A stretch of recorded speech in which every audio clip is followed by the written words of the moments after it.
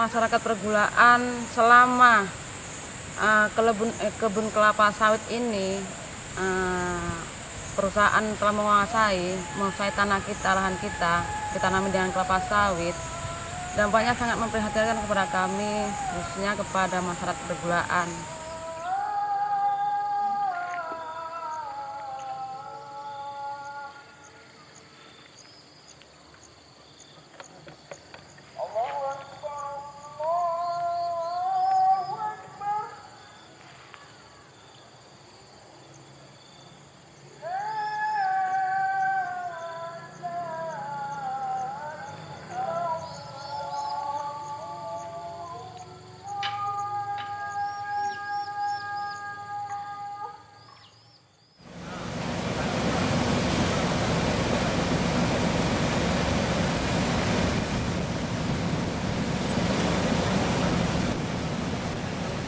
Palm oil is one of the most versatile and widely used vegetable oils in the world.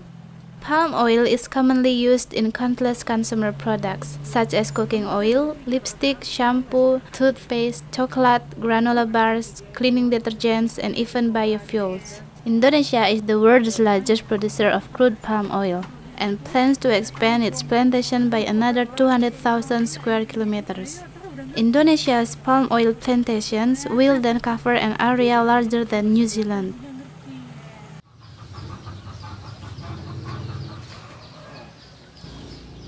Tapi dengan harga sekarang ini sudah jauh di bawah. Sekarang berkisar Rp750 per kilo. Jauh daripada bulan-bulan yang lewat itu di atas 1.500 per kilo, tapi sekarang udah anjlok karena ya kita kurang mengerti lah bagaimana keadaan harga, kita kurang tahu ya kan, tapi kita sebagai petani ini merasa kurang lah kalau dengan seharga sedemikian murah.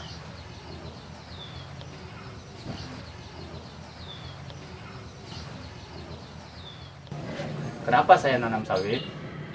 Karena kita di sini untuk menjaga kestabilan harga karet.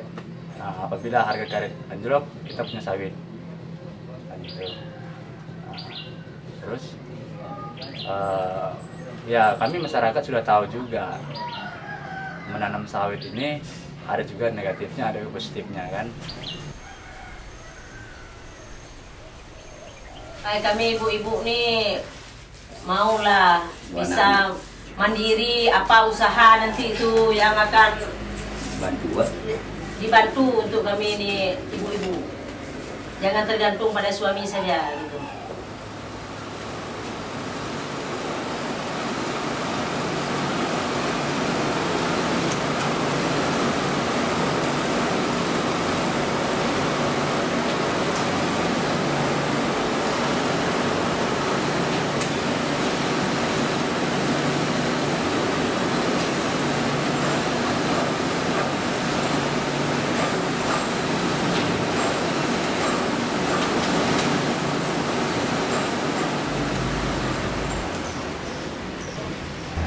Social impact, I think, the gap between the poor and also the rich people. If we're telling about the plantation, you could see how actually discrimination between the owner and, or maybe we can say the officer, which is sitting in the up position. But on the other hand, if you could see the worker, so their salary, their life and their house is so really it's a big gap. But if we just have a small land and they just depend on the monocropping system with the oil palm for the long period, I think it will be very risky for their life.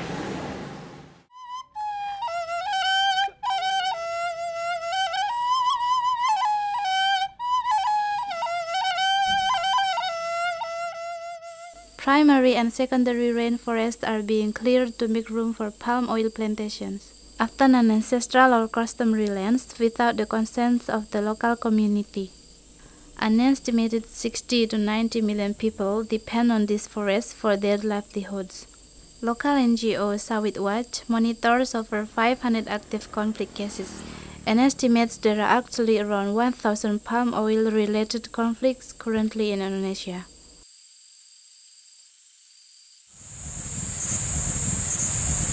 Dan saya adalah anak korban dari penggusuran perampasan PT Pelindung Sumatera Indonesia. Jadi pada kesempatan ini saya akan menyampaikan gimana sakitnya, bagaimana situasi kondisinya sekarang ini masalah desa pergulaan. Dampaknya terhadap perempuan selama ada perkebunan kelapa sawit ini, yang pertama, perempuan itu harus menjadi buruh di perkebunan kelapa sawit. Dia harus menyemprot dengan dengan pestisida itu pun berebut karena tidak ada pekerjaan lagi, sehingga dampaknya kepada perempuan ada yang ada penyakit kulit, ininya mungkin ada terkelopek kan, ada juga rabun mata, mungkin kebanyakan ini mata kebanyakan karena desa kita itu di tengah-tengah perkebunan, jadi kita tidak bisa untuk nggak bisa lepas dari itulah pestisida tadi. Kita telah berusaha untuk mengambil alih kembali tanah itu untuk kembali kepada masyarakat. Kita sudah melalui surat menyurat, kita usaha aksi delegasi khususnya perempuan. Kita perempuan sudah mengadakan aksi untuk mengambil hak tanah kami itu supaya kita bisa perempuan itu bisa menanami kembali. Ya harapan kita masyarakat pergulaan khususnya perempuan, kita selalu mengharapkan tanah yang telah dirampas oleh perkebunan PT Longsong itu untuk dikembalikan kepada kita, kepada kami, karena kami ingin mempunyai lahan seperti orang-orang yang orang-orang lain itu, walaupun itu tidak memungkinkan. Maksudnya walaupun hanya sekecil-kecil, hanya petani-petani sayuran misalnya, kalau bisa memang semua kami, yang harapan kami kan, yang kita harapkan, yang kita tuntut itu 165,6 itu bisa dikembalikan kepada kita. Jangankan untuk makan, untuk anak sekolah saja pun sudah susah. Kita sudah tidak bisa lagi, tidak ada untuk bertanam lagi, tidak ada penghasilan lagi untuk masyarakatnya. Jadi kami hanya mengharapkan itulah bahwasanya ke tanah itu untuk kembali kepada masyarakat.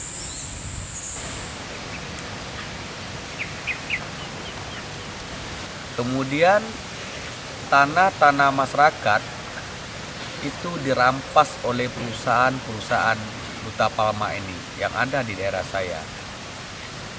Dan hutan itu lahan lindung gambut sebenarnya. Itu kedalaman 12 meter.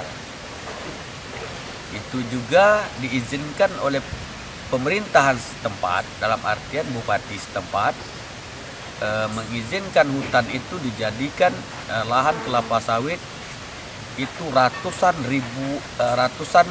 ribuan hektar yang diizinkan oleh bupati setempat, termasuk lahan-lahan masyarakat diserobot, diambil, dipaksa terhadap masyarakat.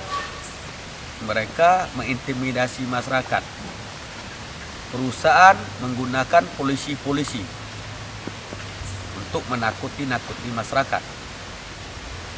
Jadi banyak ibu-ibu yang stres sehingga anak-anak itu putus sekolah. Bahkan kalau di tingkat kampung di desa saya itu putus sekolah itu banyak. Paling yang bisa hanya tingkat SMP, bahkan ada yang tingkat SD. Kalau untuk kuliah itu paling bisa dihitung dengan jari tangan. Bahkan kurasa pun sekarang ini tidak ada sepertinya di desa kami itu yang kuliah tingkat tinggi itu tidak ada. Dan untuk kedepannya ya itu harapan kita supaya tanah itu cepat dikembalikan. Yang ada korban terus yang ada, sampai rumah penduduk pun harus diteror dengan polisi, dengan Pam Swakarsa, dengan preman-preman. walaupun saya masih muda, saya belum berumah tangga. Terus terang saja saya, Bu. Karena saya mengingatkan orang tua dulu waktu dirampas, orang tua saya yang korban. Orang tua saya yang dihajar sampai dia juga meninggal, orang tua saya. Makanya saya ingin walaupun tanah itu belum jadi lautan, akan tetap kami perjuangkan.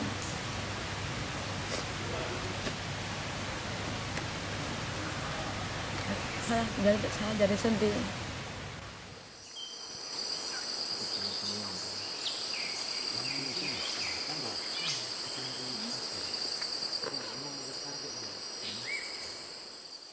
Plantations are one of the main causes of deforestation in Indonesia, destroying the habitat of critically endangered species such as the orangutan, which shares 96.4% of our genes. An area the size of 6 football fields is cleared every minute in Indonesia alone. Even peat swamp forests are being converted, a process with staggering carbon footprint due to the amount of carbon stored in the peat soil that is released into the air when cleared with fires and bulldozers. As a result, Indonesia is the third highest contributor of CO2 emissions in the world.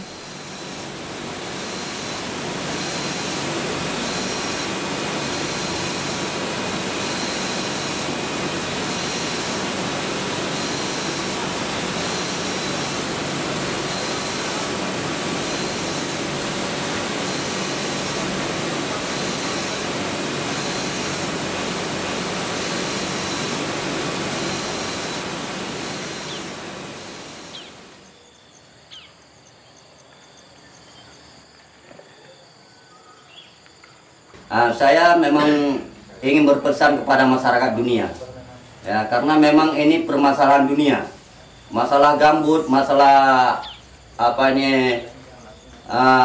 gambut itu sangat banyak mengandung karbon, dan apalagi wilayah Tripa ini dilingkungi dengan hutan, dan di samping itu juga sebagai gambut penahan daripada laut.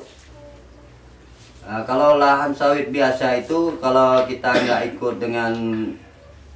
nggak menjaga lingkungan, ya kami sekarang ini terasa dengan ada perkebunan sawit, ya sehingga terasa panas, daerah kami terasa panas. Kemudian juga banyak sekali kami nengok habitat yang hilang di daerah kami, seperti umpamanya monyet, ya, tupai, juga seperti burung-burung itu banyak yang hilang. Jadi sehingga biasanya kami itu kalau pagi hari banyak burung yang berkicau, ya kami dengar seperti musik. Itu sekarang ini sudah tidak ada dapat kami nikmati lagi. Lingkungan parah, ikan sudah tidak dapat lagi, nelayan sudah jatuh miskin, ya. Tidak menggunakan pupuk ramah lingkungan. Mereka menggunakan pupuk pestisida. Dan juga dengan ada kebun sawit yang kebiasaannya itu yang sudah ditanam oleh perkebunan, yang tidak ada menjaga lingkungan, yang terasa sekali bagi kami masalah cuaca sering banjir, ya, banjir erosi, banjir selalu kami rasakan. Apalagi di saat-saat bulan September, Oktober sampai dengan Desember. Dengannya hilang gambut di wilayah kami, itu suhu bumi yang kami rasakan itu dari dulunya kami ini tidak ada terasa panas. Sekarang gini pun mendung, keadaan mendung sangat panas bagi kami. Itu yang dapat merugikan kami sendiri di sini. Dengan air, dulunya air bersih, sekarang ini udah kotor, apalagi saat-saat banjir.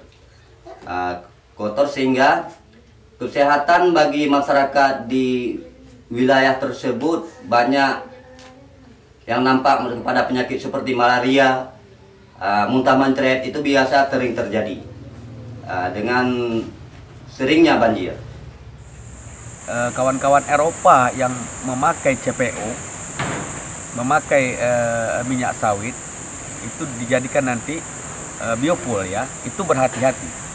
Karena CPO yang ada di Indonesia ini, minyak sawit yang ada di Indonesia ini, rata-rata 90% itu memakai pestisida.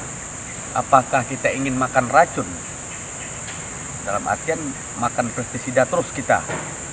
Karena kawan-kawan Eropa, kawan-kawan ASEAN, tidak pernah ada menginvestigasi ke lapangan terhadap sawit-sawit mereka. Taunya dia hanya beli, dia gunakan nanti untuk buat sabun, buat minyak kecantikan, itu racun semua. Itu yang harus kita isukan kepada kawan-kawan kita yang memakai minyak sawit di dunia internasional.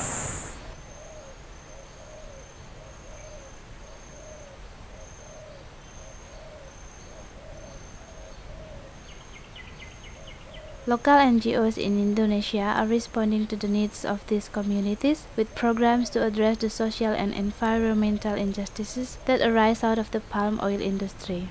Sawit Watch advocates for the right of smallholders and communities in conflict with palm oil plantations. Yayasan Ekosistem Lestari has begun a pilot project with the help of 48 families to create a truly sustainable palm oil plantation on degraded land to improve the RSPO standards as well as the livelihoods of local families. Dengan ada datang daripada YEL, kami dapat sedikit pengetahuan, diberi pengetahuan pada kami untuk mengetahui segala habitat yang ada di lingkungan desa kami. Selanjutnya kami tahu bahwa kepentingan habitat itu dalam arti hidup bagi kita, sehingga kami rela diri kami untuk mencari pengetahuan bersama anggota YEL dan Paneku, sehingga hutan-hutan yang ada di sekitar kami merasa perlu untuk kami lindungi. Apalagi mungkin dengan dunia memperhatikan daripada hutan gambut, hutan tropis, melalui bisa menyampaikan kepada pemerintah kami, bisa menyampaikan kepada presiden kami, juga gubernur kami. Kalau kami yang memberitahu mungkin mereka tidak peduli, tetapi kalau masyarakat dunia yang memberitahu kerugian dunia, mungkin mereka lebih mengerti.